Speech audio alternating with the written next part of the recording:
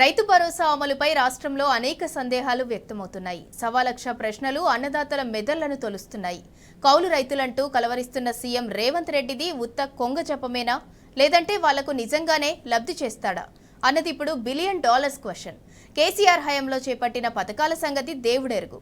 కాంగ్రెస్ సర్కార్లో ఒక్క రైతు సంక్షేమంపైనే యక్ష ప్రశ్నలు తలెత్తుతున్నాయి. కౌలు రైతుల వ్యవహారం అంటే తేనె తుట్టెను కదపటమేనని నిపుణులు అంటున్నారు.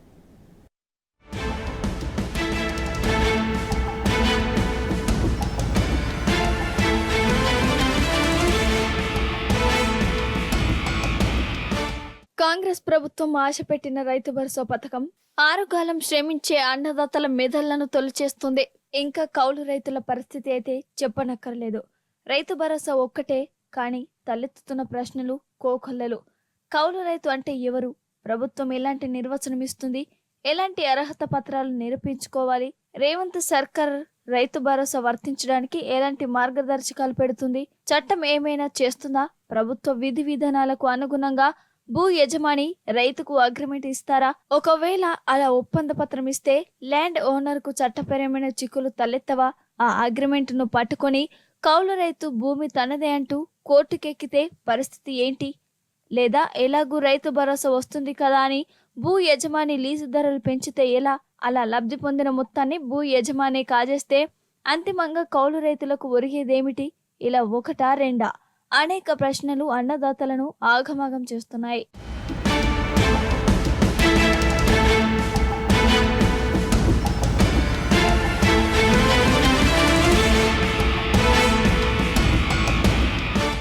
అందరికీ రైతు భరోసా ఉత్తదేనా? గరిష్ట పరిమితి ఎన్ని ఎకరాలు? ప్రభుత్వం 5 ఎకరాల వరకే పథకం వర్తించేలా ముందే నిర్ణయం తీసుకుని నాటకీయంగా అభిప్రాయ సేకరణ మొదలుపెట్టిందా? రైతు వేదికలపై వెలువడుతున్న కొందరి స్పందనలనే రైతులందరికీ ఆపాదించి సార్వత్రికం చేస్తారా? అసలు రుణమాఫీ కోసం లేని కండిషన్లు రైతు భరోసాకు ఎందుకు? కేవలం కాలయాపన కోసమే మంత్రివర్గ ఉపసంఘం వేశారా? అసలు రైతు భరోసా ఇస్తారా ఇవ్వరా అన్న ప్రశ్నలు రైతుల్లో తలెత్తుతున్నాయి. ఇన్నేళ్లు క్రమం తప్పకుండా రైతుల ఖాతాల్లో జమైన రైతు బంధు రొక్కం పేరు మారిన తర్వాత కూడా అంతే టంచనుగా పడుతుందా? రైతు భరోసా పథకం అమలు విషయంలో కాంగ్రెస్ పాలకులు చిత్తశుద్ధితో ఉన్నారా? వాళ్ళ నిజాయితీ నిఖార్సైందేనా అని రైతులు తలలు పట్టుకుంటున్నారు.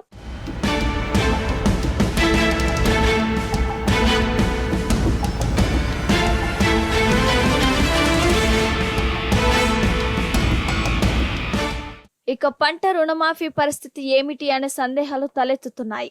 పథకం అమలు కోసం డబ్బులున్నాయా? ప్రభుత్వం ఎలాంటి మార్గదర్శకాలను తేనుంది? భారం తగ్గడానికి రాష్ట్రం కూడా కేంద్రం బాట పట్టనుందా? కిసాన్ సమ్మాన్ నిధికి పెట్టిన నిబంధనలనే ఇక్కడ కూడా పెడతారా? అలా అయితే రైతులందరికీ తగిన న్యాయం జరుగుతుందా అని అడుగుతున్నారు. ఒక్కొక్కరికి 2 లక్షల చొప్పున 31,000 కోట్లు అవసరమవుతాయని సీఎం రేవంత్ రెడ్డి ప్రకటించారు. మరి అంత సొమ్ము ఎక్కడి నుంచి తెస్తారు? భూములు కుదబెడతారా? బాండ్లు అమ్ముతారా?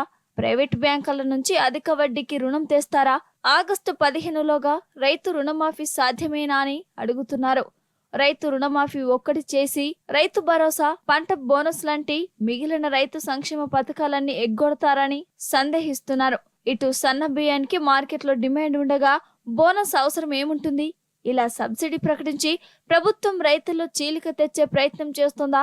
అసలు రాష్ట్రంలో సన్నవడ్లు పండించే రైతులు ఎంతమంది?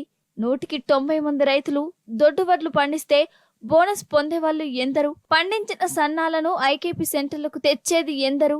దొడ్డు వడ్లకు సబ్సిడీ ఇవ్వక సన్నవడ్లు కొనుగోలు కేంద్రాలకు రాక ఇక సబ్సిడీ ఎవరి కోసం అని రైతులు నిలదీస్తున్నారు.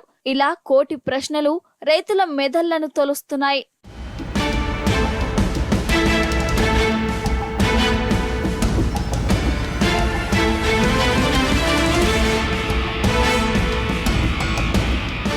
కత్తి మీద సాము లాంటి పరిస్థితుల్లో రైతు భరోసా కోసం రాష్ట్రంలో అభిప్రాయ సేకరణ మొదలైంది.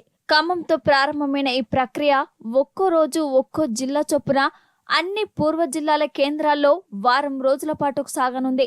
రైతు వేదికల దగ్గర సమావేశాలు నిర్వహించి రైతు భరోసా అమలు కోసం అనుసరించాల్సిన విధానంపై ప్రభుత్వం అభిప్రాయాలను సేకరిస్తుంది. ఇక కౌలు రైతులను రైతు భరోసా పథకం పరిధిలోకి తేవాలంటే ప్రభుత్వం తల ప్రాణం తోకలోకి రావటం ఖాయమని విశ్లేషకుల ఊహ. అదసలు పరిష్కారం లేని సమస్య. కౌలు రైతుల వ్యవహారాన్ని కదపడం అంటే తేనె తుట్టెను కదపడమే అన్న అభిప్రాయాలు వ్యక్తమవుతున్నాయి.